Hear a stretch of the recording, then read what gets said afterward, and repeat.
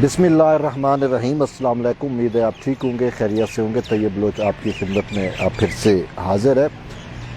जी, आज हम डिस्कस कर रहे हैं इंतहाई अफसोस के साथ वो बलूचिस्तान और सराइकी वसेब में सैलाब की तबाहकारियों से मुतल्लिक है, और ये तकरीबन सेकंड स्पेल है। पहले भी सितंबर यानी कि बल्कि अगस्त के शुरू होने से पहले भी जब मानसून की बारिशें हो रही थी, उस वक्त भी बड़े पैमाने पर तबाही और बर्बादी फैली थी।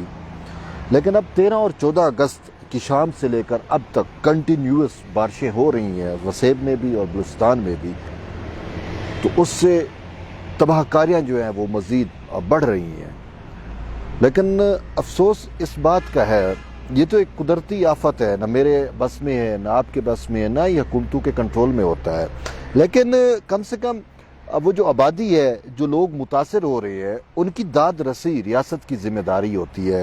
रियासत माँ की जैसी एक तस्वुर दिया जाता है। लेकिन यहाँ पर हम देखते हैं कि ना ही रियासत है, ना ही रियासती इदारे हैं, और ना ही हुकूमत को ख़बर है कि बलूचिस्तान और वसेब के जो सैलाब मुतासर हैं, उनके साथ क्या बीत रही है। बड़े पैमाने पर तबाही फैली हुई है।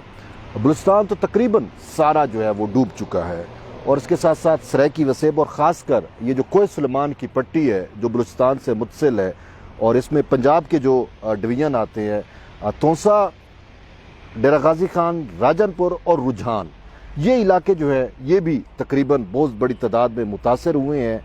और अब जो मौजूदा सैलाब है, इससे पहले मानसून का जब सीज़न था या सावन के महीने में जो बारिशें हो रही थी, उस वक्त तो सिर्फ तोसा के अंदर 200 से ज़्यादा गांव जो हैं वो ज़ेर आब आ गए थे। और अब मज़ीद आज की खबर यही है कि तोसे में 100 से ज़्यादा गांव आज उस सैलाबी पानी की नज़र हो चुके हैं। और यूँ डेरा गाजी खान डिवीज़न पूरा का पूरा जो है वो बहुत ज़्यादा मुतासर हुआ, और ख़ासकर उसमें वजह जो है वो कोह सुलेमान के पहाड़ी सिलसिले की जो रोद कोहियाँ हैं, उनकी वजह से बहुत ज़्यादा नुकसान हो रहा है। होता यह है कि कोह सुलेमान के खुश्क और चटियल पहाड़ से जब पानी रोदकही की सूरत में तेज़ी से मैदानी इलाकों में इंटर होता है, तो उसकी इंतहा की स्पीड होती है, इंतहा की सूरत रफ्तारी होती है, और उसके सामने कोई भी चीज़ आती है तो उसको मलिया मेट कर देता है।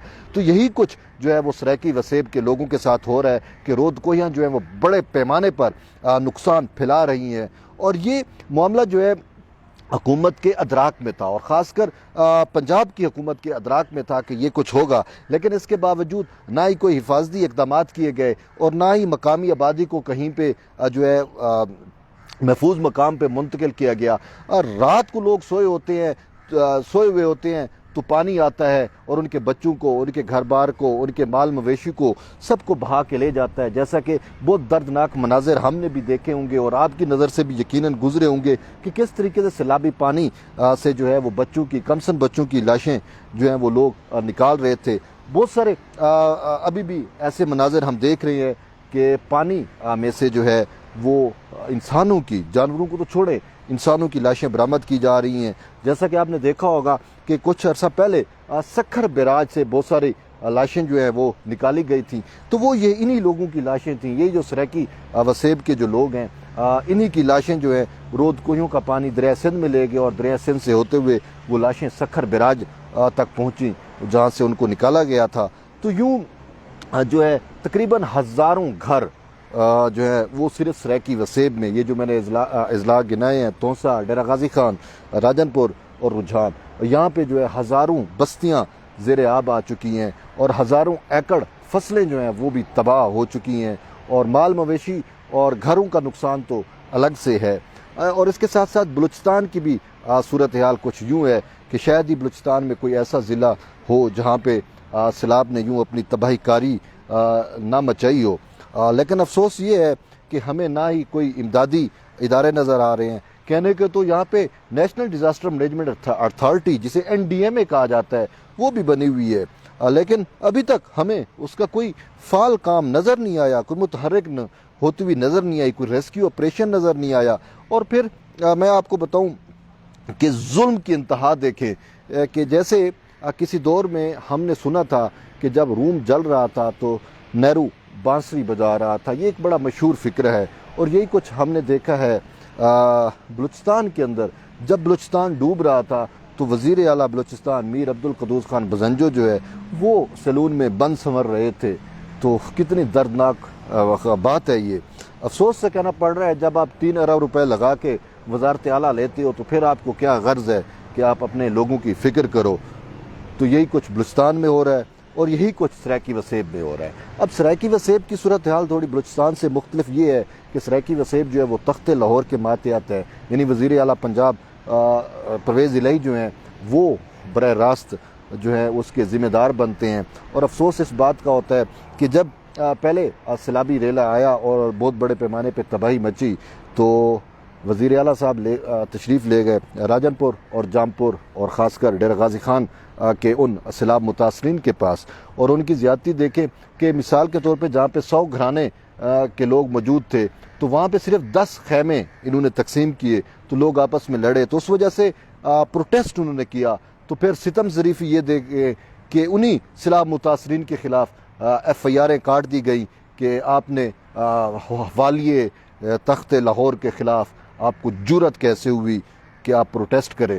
اب جب دوبارہ یہ 13 سے 14 اگست کو بارشوں کا دوبارہ سلسلہ شروع ہوا اور بڑے پیمانے پر کوہ سلیمان کی رودکیوں کی نے تباہی مچائی تو وزیر اعلیٰ پنجاب پرویز الہی کو کہا گیا کہ لوگ بڑی متاثر ہو رہے ہیں, پنجاب حکومت کو کچھ کرنا چاہیے. تو انہوں نے کہا کہ میں نے تو یہ ان کے اوپر بارشیں نہیں بھیجی نا, اور یہ سیلاب میرے بس میں تو نہیں ہے, میں نے تو نہیں بھیجا, اور اب ان کو کہو کہ بھگتے کہ میرے خلاف وہ احتجاج تو کر سکتے ہیں. تو اب ان کو ان کی سزا مل رہی ہے.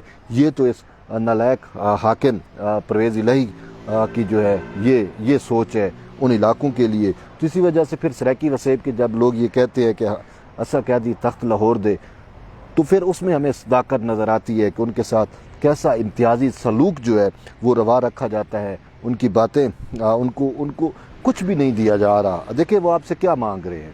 یہی ہے نا کہ کم سے کم جو ضلعی مشین جو حکومتیں ہیں وہ متحرک ہوں, سیلاب جو ہے اس کا رخ موڑا جائے, آبادیوں کی طرف نہ جائے, بند باندھے جائے, وہ بھی نہیں ہو رہے. اور زیادہ نقصان جو ہے وہ شاید بند ٹوٹنے سے ہوئے ہیں یا جو سابق حکمران تھے, بزدار کی حکومت تھی, اس نے ناقص ڈیم بنائے تو ناقص ڈیموں میں شگاف پڑا تو اس وجہ سے اتنے بڑے پیمانے پر جو ہے وہ تباہی آئی. لیکن افسوس ہے کہ ابھی تک ان کا کوئی پرسان حال نہیں ہے. یعنی کہ ہماری بے حسی دیکھیں کہ جس قوم کا سب سے بڑا ایشو شہباز گل ہو, ان کو پھر کیا لگے کہ یہ جو ہزاروں لوگ سیلاب سے متاثر ہوئے ہیں اس کے بلوچستان کے یا سرائیکی وسیب کے, ان کے دکھوں کا ان کو کیسے مداوع ہو سکتا ہے.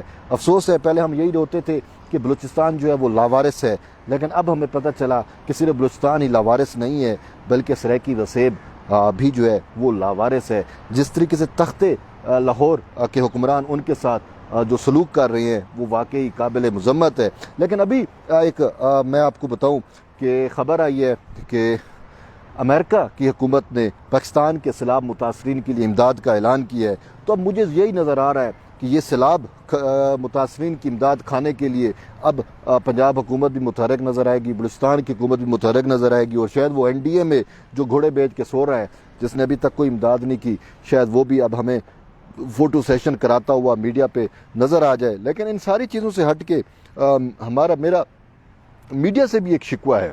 میڈیا سے کیا شکوہ ہے؟ دیکھیں میڈیا جو ہے وہ قوم کی آنکھ اور کان ہوتا ہے, لیکن اس پورے سینیریو کے اندر میڈیا اگر فوکس کرتا سیلاب متاثرین کو, سیلاب کو, تو حکومتیں بھی متحرک ہوتی. جب میڈیا کا کیمرہ جاتا ہے تو پوچھا جاتا ہے حکومت کہاں پہ ہے, حکومت کے کرندے کہاں پہ ہیں. تو یوں میڈیا نے چونکہ فوکس نہیں کیا, اور ہمارے میڈیا کو میوش حیات کی جوتوں کی زیادہ فکر ہے بنسبت ان سیلاب متاثرین کے ڈوبتے بچوں سے. تو اسی وجہ سے جب میڈیا نے فوکس نہیں کیا تو حکومتوں کو بھی کوئی ادراک نہیں, حکومتیں بھی خاموش نہیں. اور ویسے بھی افسوس اس بات کا بھی ہے کہ جیسے ہم نے دیکھا کہ پاکستانی قوم جو ہے وہ چیریٹی کے حوالے سے یا امداد کے حوالے سے بہت زیادہ مشہور ہے, لیکن چونکہ میڈیا نے اس حوالے سے نہ ہی خبر دی, نہ ہی عوام کو شعور دیا, نہ ہی قوم کو جو ہے اس حوالے سے باخبر رکھا, تو اسی بنیاد کے اوپر عوام بھی جو ہے یا قوم بھی جو ہے وہ بھی سوئی ہوئی ہے، اس کو غرض نہیں ہے۔ اس کے لیے شہباز گل کا ایشو جو ہے وہ سب سے بڑا ایشو ہے۔ وہ ہزاروں جانیں جو ننگے آسمان کے نیچے بیٹھی ہوئی ہیں، جن کے گھر اڑ چکے ہیں، جن کے پاس کھانے کو کچھ نہیں بچا، پینے کو صاف پانی نہیں ہے، ہر طرف یہ سیلاب ہے، جن کے مال مویشی جو ہیں، جن کا غلہ گودام، جن کی فصلیں، سب کچھ یہ پانی اپنے ساتھ بہا کے لے گیا ہے۔ ان کی داد رسی کے لیے بھی پاکستانی قوم کو شاید یا وقت نہیں ہے یا ان کے پاس ابھی تک خبر نہیں پہنچی۔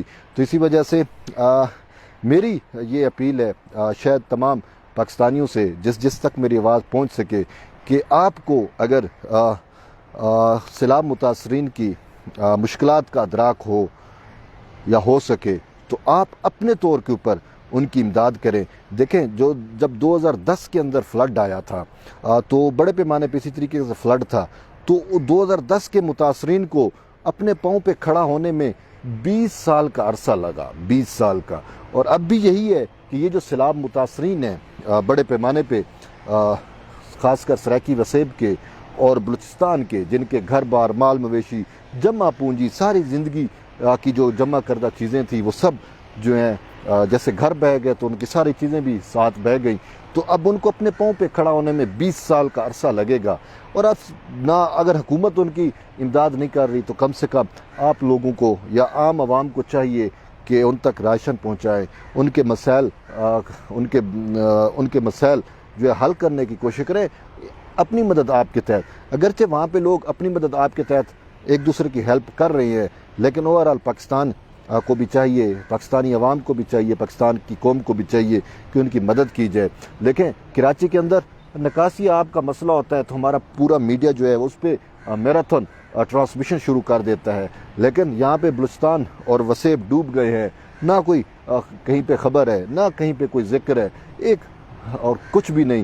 اب بھی کراچی میں بارش ہو رہی ہے تو کراچی کی خبر سب سے اہم اور بڑے فوکس کے ساتھ چل رہی ہوتی ہے، لیکن وسیب اور بلوچستان کی کہیں پہ کوئی خبر نہیں ہے۔ ان دونوں قوموں کا، ان دونوں قومیتوں کا کوئی پرسان حال نہیں ہے۔